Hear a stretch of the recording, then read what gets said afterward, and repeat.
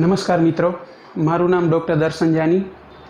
આજે આપણે બે મહત્ત્વના મુદ્દાઓ વિશે ચર્ચા કરીશું, જેમાંનો પ્રથમ છે ડાલ્ટનનો સિદ્ધાંત અને ત્યારબાદ આપણે જોઈશું મોલ સંકલ્પના અને મોલર દળ। તો આપણે ચાલુ કરીએ ડાલ્ટનનો સિદ્ધાંત, જે અહીંયા તમે જોઈ શકો છો। તો સૌ પ્રથમ ડેમોક્રિટ્સ નામના વૈજ્ઞાનિકે એવું સાબિત કરેલું, એવું સ્ટેટમેન્ટ આપેલું કે દ્રવ્ય એ નાના અવિભાજ્ય કણોનો બનેલો છે।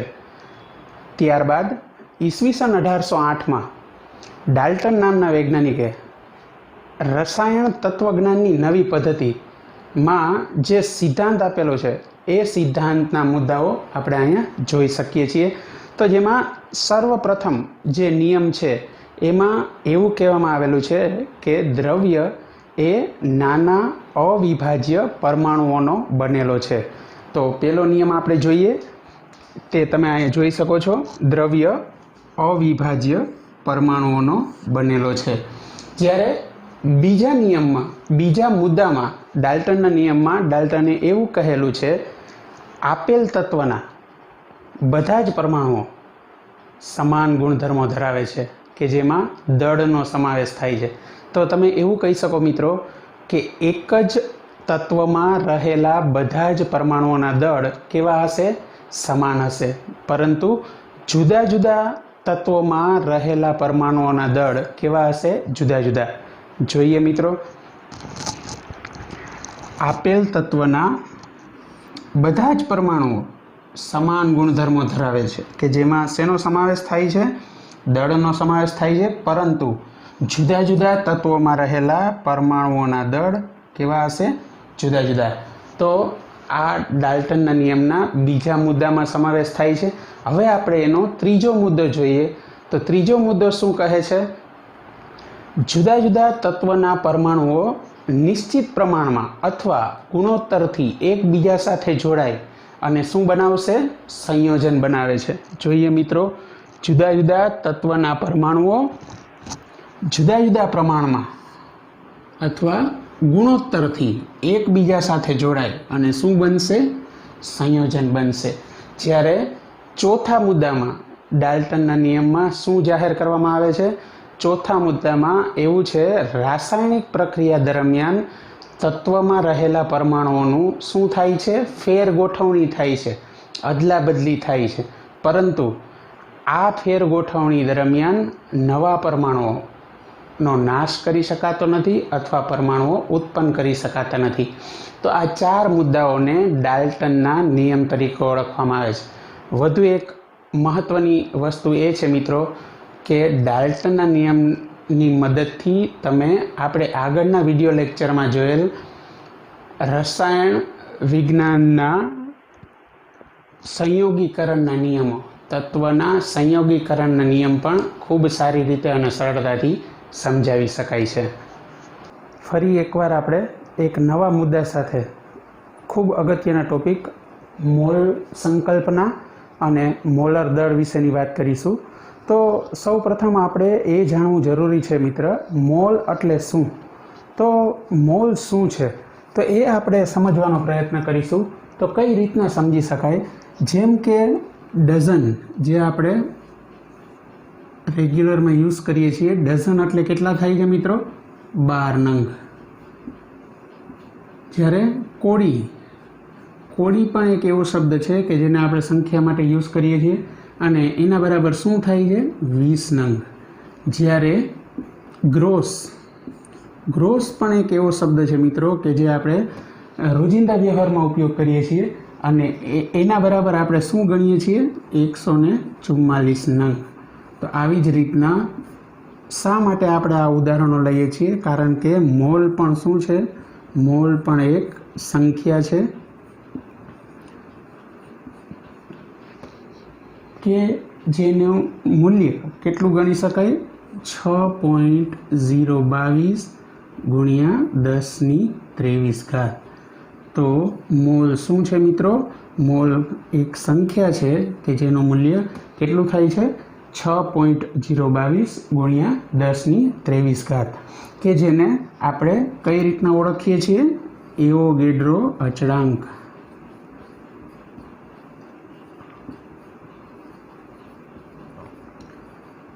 કે જેને એવોગેડ્રો અચળાંક તરીકે ઓળખવામાં આવે છે અને એના માટેની સંજ્ઞા એને દર્શાવવા માટે શેનો યુઝ થાય છે મિત્રો? તમે એને NA ની મદદથી દર્શાવી શકો છો. તો મોલ સંકલ્પના માટે આપણને આ વસ્તુઓ ખબર હોવી જરૂરી છે. જેમ આપણે રોજિંદા વ્યવહારમાં આ બધા જ શબ્દો જેમ કે ડઝન, કોડી, ગ્રોસ આવા જે શબ્દોનો ઉપયોગ કરીએ છીએ એની જેમ જ મોલ પણ શું છે? મોલ એક સંખ્યા છે કે જેનું મૂલ્ય કેટલું થાય છે? 6.022 ગુણ્યા 10⁻23 કે જેને એવોગેડ્રો અચળાંક તરીકે ઓળખવામાં આવે છે અને કેવી રીતના દર્શાવવામાં આવે છે? NA સંજ્ઞાથી દર્શાવવામાં આવે છે. તો હવે આપણે એના માટે એક અલગ ઉદાહરણ લઈએ કે કોઈ પણ જે અણુ કે પરમાણુ છે, અતિ સૂક્ષ્મ કણ, દ્રવ્યનો અતિ સૂક્ષ્મ કણ કે જેનું તમારે દળ શોધવું છે, તો કઈ રીતના, અથવા દ્રવ્યમાં રહેલા અણુઓ કે પરમાણુઓની સંખ્યા શોધવી છે, તો એ કઈ રીતના શોધી શકાય? તો એ આપણે એક ઉદાહરણની મદદથી સમજવાનો પ્રયત્ન કરીશું. ધારો કે કોઈ એક તત્વ કાર્બનમાં આપણે ઇલેક્ટ્રોનની ગોઠવણી, ઇલેક્ટ્રોનની રચના જોશું તો આપણને ખબર છે મિત્રો, ન્યુક્લિયસમાં શું હોય છે? પ્રોટોન અને ન્યુટ્રોન. જ્યારે આજુબાજુ કક્ષામાં શું હોય છે મિત્રો? ઇલેક્ટ્રોન. એ આપણને બધાને ખબર છે, આપણે ભણેલા છીએ કે કોઈ પણ અણુ કે પરમાણુના ન્યુક્લિયસમાં કેન્દ્રમાં શું હોય છે? પ્રોટોન અને ન્યુટ્રોન હોય છે. જ્યારે એની કક્ષામાં શું કરતા હોય છે? ઇલેક્ટ્રોન છે ભ્રમણ કરતા હોય છે. તો જ્યારે આપણે કાર્બનની વાત કરતા હોય તો કાર્બનનો પરમાણુય ક્રમાંક કેટલો છે? 6 છે. તો એમાં ઇલેક્ટ્રોનની ગોઠવણી કઈ રીતના હશે? પહેલી કક્ષકમાં 2 ઇલેક્ટ્રોન, જ્યારે બીજી કક્ષકમાં 4 ઇલેક્ટ્રોન. કુલ કેટલા ઇલેક્ટ્રોન થશે? 6 ઇલેક્ટ્રોન. તો હવે આપણે જો કાર્બનના અણુનું દળ શોધવું હોય તો કઈ રીતના મળશે? તો એ પહેલાં અમુક વસ્તુઓ આપણને ખબર હોવી જરૂરી છે. જેમ કે પ્રોટોનનું દળ. તો એક પ્રોટોનનું દળ કે જેને આપણે માસ ઓફ પ્રોટોનથી ઓળખાઈશું, એ કેટલું થશે? 1.67 ગુણ્યા 10⁻24. જ્યારે માસ ઓફ ન્યુટ્રોન, તો ન્યુટ્રોનનું દળ કેટલું થશે મિત્રો? એના જેટલું જ થશે. જ્યારે માસ ઓફ ઇલેક્ટ્રોન, ઇલેક્ટ્રોનનું માસ છે એ કેટલું થશે? 9.1 ગુણ્યા 10⁻27 ગ્રામ. આ બધી જ વસ્તુઓ આપણને કયા યુનિટમાં મળશે? ગ્રામમાં. પણ આ જે યુનિટ છે એને આપણે શેનાથી દર્શાવીએ છીએ? AMU, કે જેને ઓળખવામાં આવે છે એટોમિક માસ યુનિટ.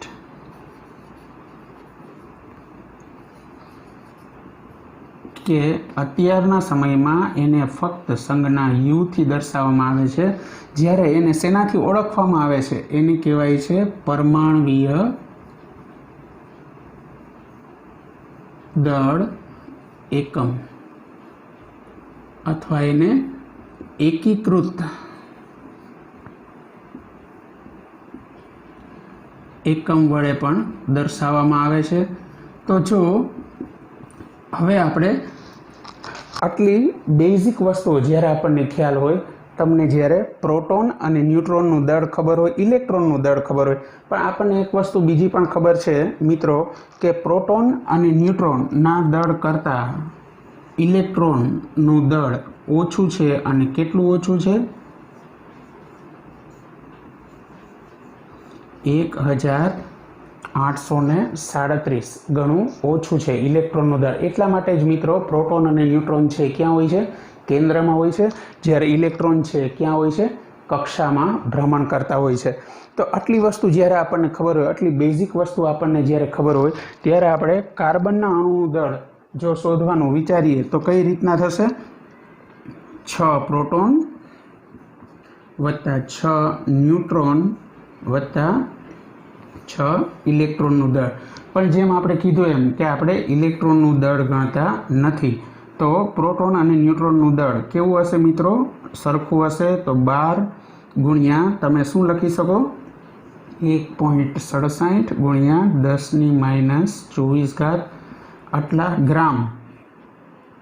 તો આને આપણે કઈ રીતના લખી શકીએ? 12 AMU અથવા યુ. તો આને કાર્બનના એક અણુનું દળ કેટલું થશે મિત્રો? 12 AMU, કે જેને આપણે કેટલું લઈએ છીએ? 12 લઈએ છીએ. હવે જો હું 1 AMU બરાબર શોધવાનો પ્રયત્ન કરું તો કઈ રીતના થશે? 1 AMU અહીંયા જ જો આપણે જોઈ લઈએ તો 1 AMU બરાબર શું થાય? તો 1 AMU બરાબર એવું થશે 1/12 અંશ ભાગ, કે કેનો એ અંશ ભાગ છે? પરમાણુય દળનો.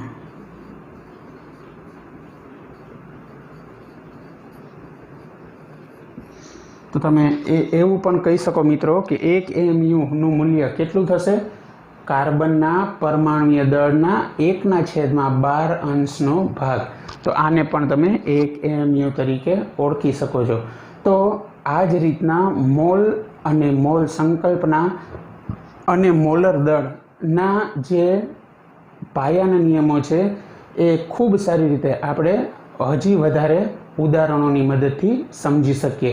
કઈ રીતના? તો જોઈએ ઉદાહરણો. મોલ સંકલ્પના અને મોલર દળ એ ઉદાહરણની મદદથી ખૂબ સારી રીતે સમજી શકાય. તો આપણે ઉદાહરણની મદદથી સમજવાનો પ્રયત્ન કરીશું. તો અહીંયા આપણી પાસે પ્રથમ ઉદાહરણ છે, 1 મોલ કાર્બનના અણુનું દળ શોધો. તો મિત્રો આપણે આગળના એક્ઝામ્પલમાં કાર્બનના અણુનું દળ કઈ રીતના શોધ્યું હતું? કાર્બનના અણુનું દળ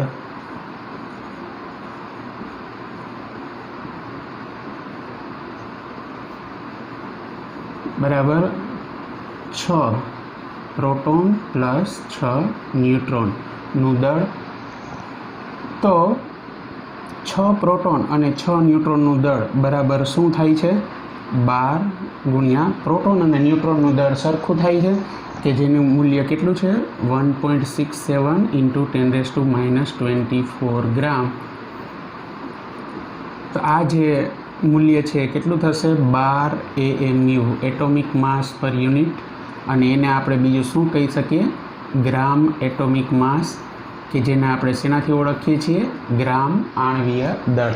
તો આ રીતના આપણે કાર્બનના એક અણુનું દળ શોધ્યું હતું. પણ આપણને શું પૂછ્યું છે મિત્રો? 1 મોલ કાર્બનના અણુનું દળ. મોલ શું છે? ફરી એકવાર, મોલ એ એક સંખ્યા છે.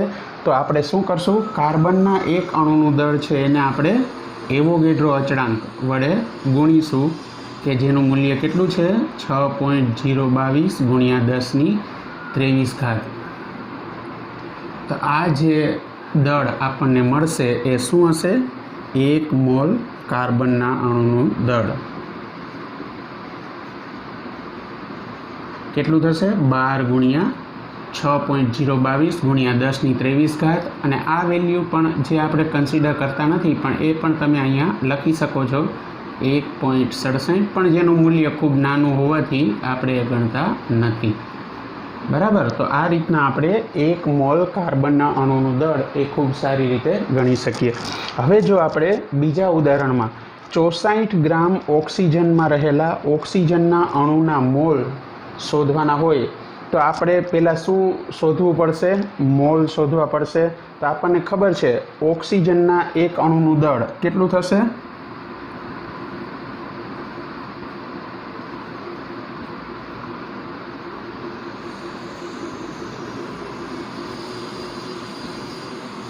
એટોમિક નંબર કેટલો છે ઓક્સિજનનો? 8 પ્રોટોન પ્લસ 8 ન્યુટ્રોન. તો આનું મૂલ્ય કેટલું થશે મિત્રો? 16 ગુણ્યા 1.67 × 10⁻24 ગ્રામ એટોમિક માસ યુનિટ અથવા ગ્રામ એટોમિક માસ. તો આ જે મૂલ્ય છે તો એની ઉપરથી ઓક્સિજનના એક અણુના દળ ઉપરથી આપણે એવું કહી શકીએ 16 ગ્રામ ઓક્સિજન બરાબર શું થશે? 1 મોલ ઓક્સિજન. તો આપણી પાસે કેટલા ગ્રામ છે મિત્રો? 64 ગ્રામ. તો શું થશે 64 ગ્રામ ઓક્સિજનના અણુ બરાબર કેટલા મોલ? તો આનું મૂલ્ય આપણને કઈ રીતના મળશે? 64/16. આની મદદથી તમને મળશે 4 મોલ ઓક્સિજન. એની ઉપરથી શું કહી શકાય? 64 ગ્રામ ઓક્સિજનમાં રહેલા ઓક્સિજનના અણુના મોલ કેટલા હશે? 4 મોલ હશે. વધારે એક ઉદાહરણથી સમજવાનો પ્રયત્ન કરીએ. 1 મોલ N2નું દળ શોધો. હવે આપણને ખબર છે મિત્રો, નાઇટ્રોજનના એક અણુનું દળ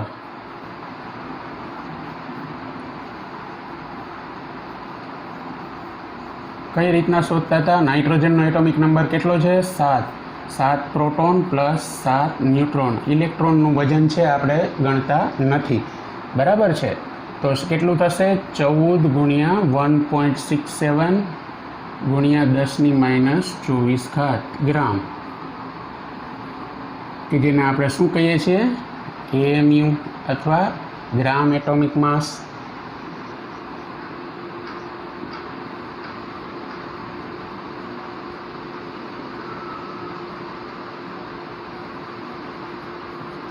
હવે આપણને શું કીધું છે? આ નાઇટ્રોજનના એક અણુનું દળ છે, તો આપણે 1 મોલ N2 અણુનું દળ શોધવાનું છે. આપણે આગળ જ જોયું 1 મોલનો મતલબ શું થાય છે? 1 મોલ એટલે તમારે એવોગેડ્રો અચળાંક વડે આપેલા મૂલ્યને ગુણાકાર કરવો પડશે, અને N2 છે તો તમારે 2 વડે ગુણવું પડશે. તો શું થશે? 2 ગુણ્યા 14 ગુણ્યા 1.67 ગુણ્યા 10⁻24. હજી શું ખૂટે છે? 1 મોલ એવોગેડ્રો નંબર ખૂટે છે, તો એનું મૂલ્ય શું છે? 6.022 ગુણ્યા 10⁻23. તો આ જે મૂલ્ય છે એ તમને શું મળશે મિત્રો? 1 મોલ નાઇટ્રોજનનું દળ, N2નું દળ, બરાબર છે. હવે નાઇટ્રોજનના એક અણુનું દળ શોધો. તો નાઇટ્રોજનના એક અણુનું દળ અહીંયા આપણે શોધ્યું એ જ રીતના. નાઇટ્રોજનના એક અણુનું દળ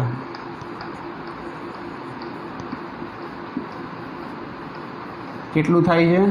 14 ગુણ્યા 1.67 ઇન્ટુ 10⁻24 AMU અથવા ગ્રામ એટોમિક માસ અથવા ગ્રામ આણ્વીય દળ. પરંતુ અહીં કેટલું છે? N2ના છે, તો તમારે આ મૂલ્યને 2 વડે ગુણવું પડશે. હવે જો તમને 1 મોલ કીધું હોય તો આપણે શું કરશું? એને એવોગેડ્રો અચળાંક છે એનાથી પણ ગુણીશું. તો એ શું મળશે તમને? આપણે ઉપર જોયું એમ 1 મોલ N2નું મળશે. અહીંયા શું કીધું છે? N2ના એક અણુનું દળ છે, તો ખાલી 2 વડે ગુણવાથી તમને N2ના એક અણુનું દળ છે મળી જશે. હવે આપણે શું શોધવાનું છે? 32 ગ્રામ મિથેન CH4માં રહેલા H અણુનું દળ શોધો. તો કઈ રીતના? કોઈ પણ ઉદાહરણ સોલ્વ કરતી વખતે આપણે શું કરશું? પહેલાં એક સૂત્ર ધ્યાનમાં રાખીશું. મોલ બરાબર શું થશે? આપેલ દળ ના છેદમાં મોલર દળ. આપેલ દળના છેદમાં મોલર દળ. જો તમે આ એક સૂત્ર યાદ રાખી લેશો, તમે અત્યારે લેક્ચર દરમિયાન તમારી નોટમાં લખી પણ શકો છો યાદ રાખવા માટે. મોલ બરાબર શું થશે? આપેલ દળના છેદમાં મોલર દળ. તો કોઈ પણ ઉદાહરણનો જવાબ એને સોલ્વ કરતી વખતે આપણે સૌ પ્રથમ શું કરીશું? એના મોલ ગોતીશું. તો આપણે મિથેનના મોલ ગોતીએ મિત્રો, તો કઈ રીતના થશે? મોલ બરાબર આપેલ દળ કેટલું છે? 32 ગ્રામ છેદમાં મોલર દળ મિથેનનું કેટલું થશે? CH4 12 પ્લસ 4 ગુણ્યા 1. હાઇડ્રોજનનું કેટલું થશે? 1. કેટલા છે હાઇડ્રોજન? 4. કાર્બનનું કેટલું થશે? 12. તો શું થશે? 32/16. તો તમને શું મળશે? 2 મોલ મિથેન. તો અહીંથી આપણને મિથેનના મોલ મળી જશે. હવે આપણને શું પૂછ્યું છે? 32 ગ્રામ મિથેનમાં રહેલા H અણુનું દળ શોધો. તો આપણને ખબર છે કે 1 મોલ મિથેનમાં કેટલા મોલ હાઇડ્રોજન છે? 4 મોલ હાઇડ્રોજન છે. तो आपणी पासे केटला मोल मीथेन छे? 2 मोल मीथेन छे। केटला थशे हाइड्रोजनना मोल? 8 मोल हाइड्रोजन थशे। हवे हाइड्रोजननुं दळ शोधवा माटे शुं करशुं? फरी एकवार मोलनुं सूत्र लागू पाडीशुं। मोल बराबर शुं थशे?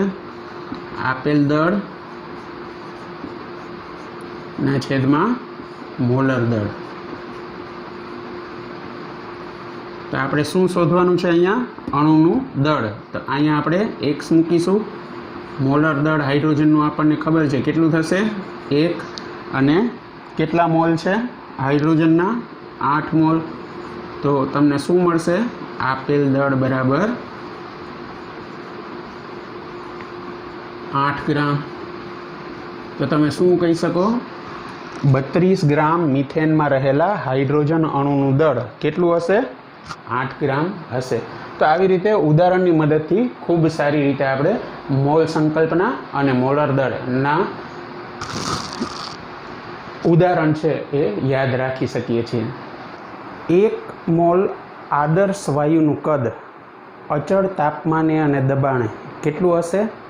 22.4 लीटर હશે। તો એની ઉપરથી મોલ સંકલ્પના અને મોલર દળના અમુક બીજા ઉદાહરણો કે જે કોમ્પિટિટિવ એક્ઝામમાં અને એનસીઈઆરટીની એક્ઝામમાં પૂછાય છે તો એના વિશેની આપણે ચર્ચા કરીશું। તો જે આપણે વાત કરી એવી રીતના 1 મોલ કોઈ પણ આદર્શ વાયુ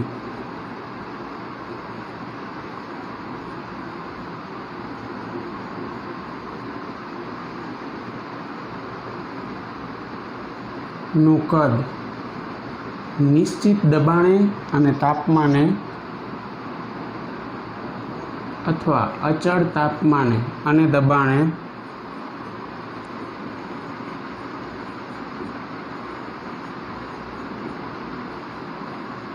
કેટલું હોય છે? 22.4 लीटर હોય છે કે જેને શેના વડે ઓળખવામાં આવે છે? મોલર કદ, કે જેને મોલર કદ તરીકે ઓળખવામાં આવે છે। તો તમે શું કહી શકો? 1 મોલ આદર્શ વાયુનું કદ બરાબર શું થશે? 22.4 लीटर अथवा एने आपणे शुं कही सकीए? 22.4 डेसीमीटर क्यूब अथवा एने आपणे शुं कही सकीए? 22,400 ml अथवा एने आपणे शुं लखी सकीए? 22,400 सेंटीमीटर क्यूब। अने अहीं मित्रों अचळ तापमाने अने दबाणे नो मतलब शुं थशे? तापमान केटलुं हशे? 273 केल्विन, ज्यारे प्रेशर दबाण केटलुं हशे?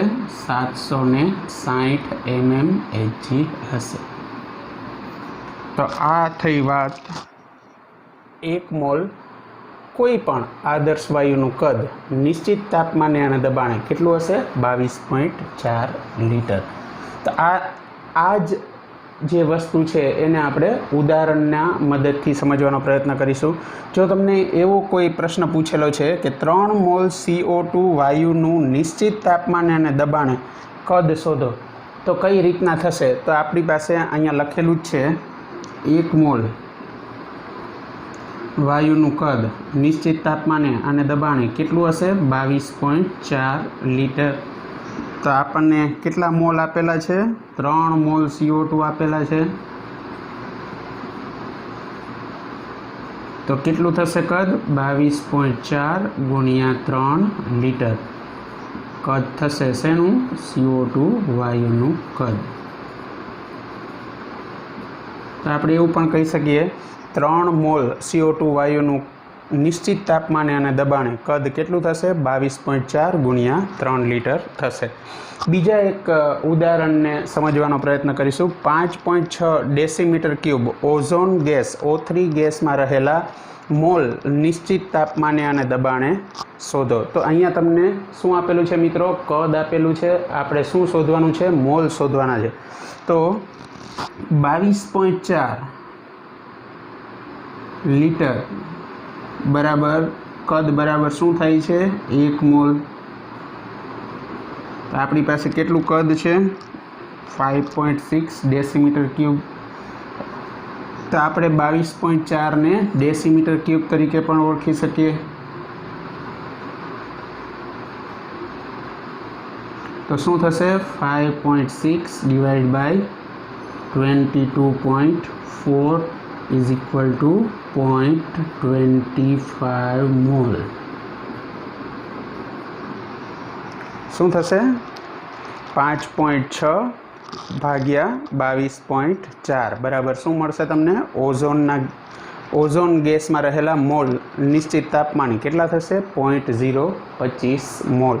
आपणे बीजो एक एक्जाम्पल लईशुं शेना माटे मोल संकल्पना अने मोलर दर।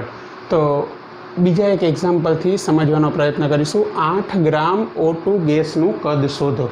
8 ग्राम O2 गैसनुं कद। तो पहला आपणे शुं करीशुं, आपणे जे सूत्र याद छे मोल कई रीतना मळशे, मोल बराबर आपेल दळ ना छेदमां मोलर दळ। तो शुं थशे मित्रों, O2 गैसनुं केटलुं दळ आपेलुं छे 8 ग्राम। मोलर दळ O2 माटे केटलुं थशे 32 ग्राम। तो शू मळशे 1/4 के जेने आपणे शुं लखी सकीए 0.25 मोल। तो मित्रों आ उदाहरणनी मददथी आ सूत्रनी मददथी आपणे शुं मळशे 8 ग्राम O2 गैसनुं कद कई रीतना पहेला आपणे आपेल दळ उपरथी ऑक्सिजनना मोल शोधीशुं। केटला मळे छे 0.25 मोल। हवे शुं करीशुं, बीजुं एक सूत्र मोल बराबर शुं थशे आपेल कद ना छेदमां मोलर कद। तो आ सूत्र पण आपणे नोट डाउन करीशुं मित्रों, आपेल कद ना छेदमां मोलर कद। तो आपणी पासे ऑक्सिजनना मोल छे केटला छे 0.25। आपेल कद के आपणे शोधवानुं छे, मोलर कद ऑक्सिजननुं केटलुं थशे 22.4। कई रीतना आपणे खबर पड़शे मित्रों, आपणे हमणां ज आगळ जोयुं कोईपण आदर्श वायुनुं निश्चित तापमाने अथवा अचल तापमाने अने दबाणे कद छे ए केटलुं हशे 22.4। तो आपेल कद आपणने केटलुं मळशे 22.4 गुणिया 0.25 बराबर शुं थाय 5.6 लीटर। तो आ रीतना आपणे 8 ग्राम O2 गैसनुं कद छे शोधी सकीशुं। हवे पछीनो जे एक्जाम्पल छे ए समजवानो प्रयत्न करीए मित्रों। 128 ग्राम SO2 वायुनुं कद शोधो। तो पहेला आपणे शुं कोईपण उदाहरणने सोल्व करवा माटे पहेला आपणे शुं शोधीशुं मोल। कई रीतना शोधीशुं, मोल बराबर शुं थशे आपेल दळ ना छेदमां मोलर दळ। तो शू थशे 128 ग्राम आपेल दळ छे, मोलर दळ सल्फरनुं केटलुं थशे 32 अने ऑक्सिजननुं 16 गुणिया 2। तो केटलुं थशे 128 ग्राम ना छेदमां 64 ग्राम। तो शू मळशे 2 मोल। मोल मळ्या पछी आपणे शुं करीशुं, बीजुं सूत्र लगाडीशुं। मोल बराबर शुं थाय छे आपेल कदना छेदमां मोलर कद।